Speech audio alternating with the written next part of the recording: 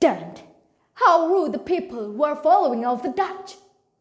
I was chased into forest? Are you all blind?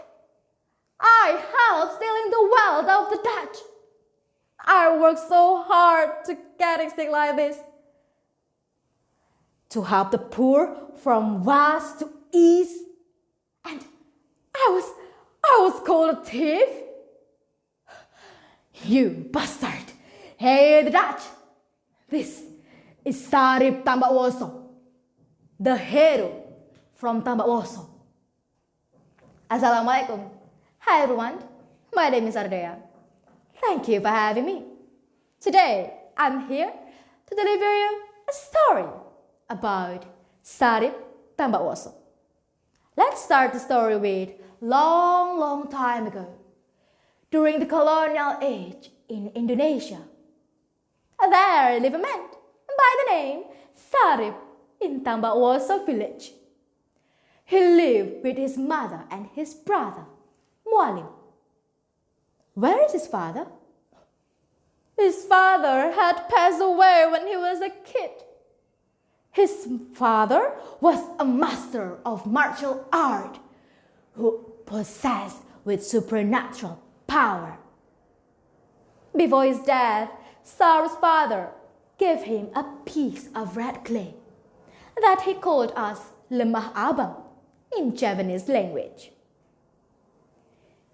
Sarip, please eat this clay with your mother, and you will be able to link your soul to your mother's soul.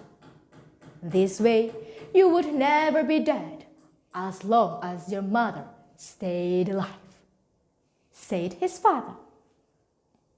After Sarip and his mother ate the clay was also made Sarip feel so close with his mother. By the way, the Sarip family lived simple. Since his father died, his mother took the role of father in the family. And that's what made Sarip a tough person and look fierce. Sarip was also noble and helped poor people around him who were oppressed and become victims of tax collection by the Dutch. He also loved his mother so much, and he always wanted to make a better life for his mother. And that was the reason why he decided to leave his mother alone and went to Gedangan village to try his fortune.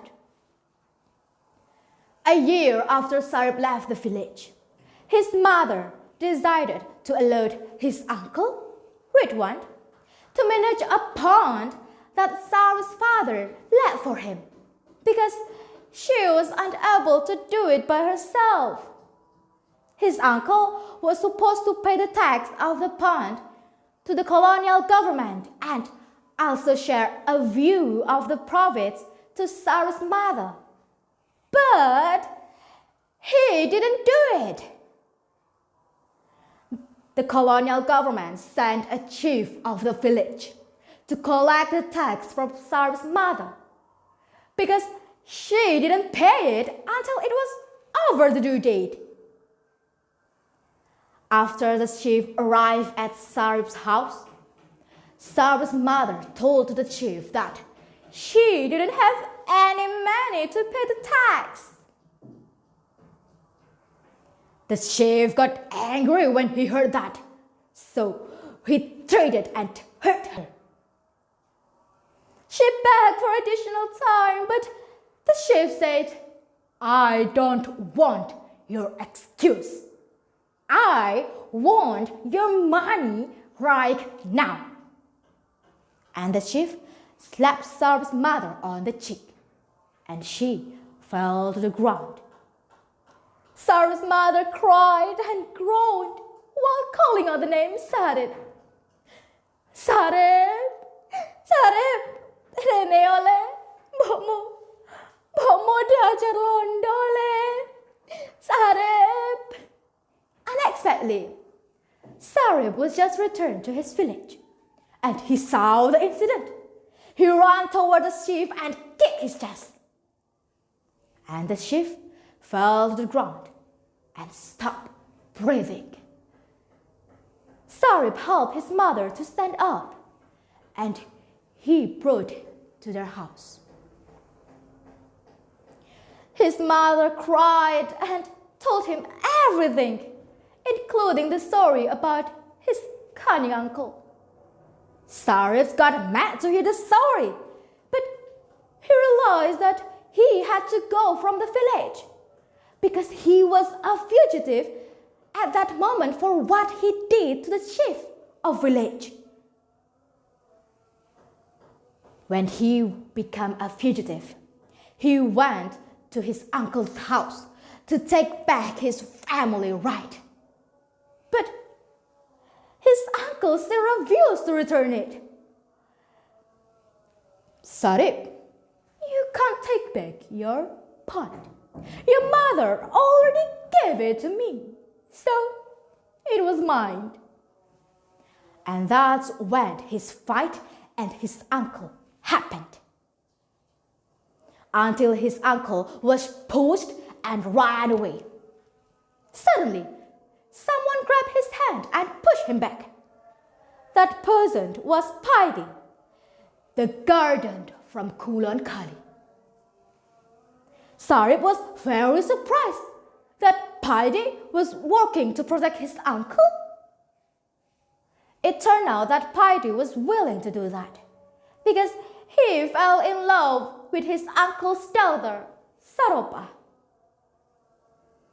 They had a fierce fight, but in the end, Paidi was able to defeat Sarip by using his heirloom, Jagang Bajament. After that, he threw Sarip's body into the river.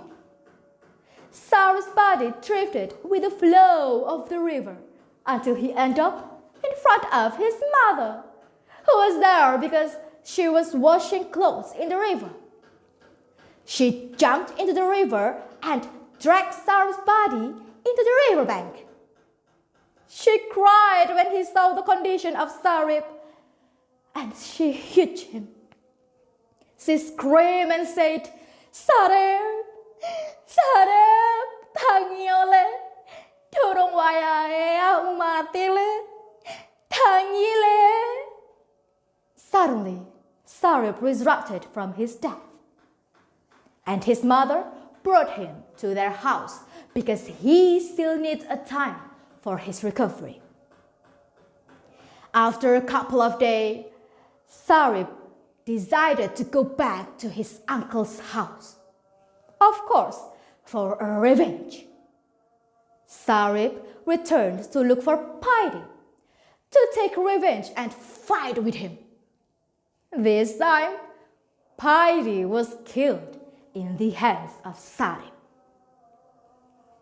Because Sarip had committed the murder, the company looked for the weakness of Sarip, who was killed many times but was still alive.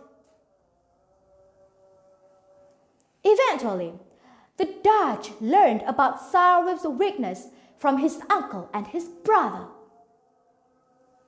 who revealed his secret by keeping his mother in Ridwan's uncle's house as a trap.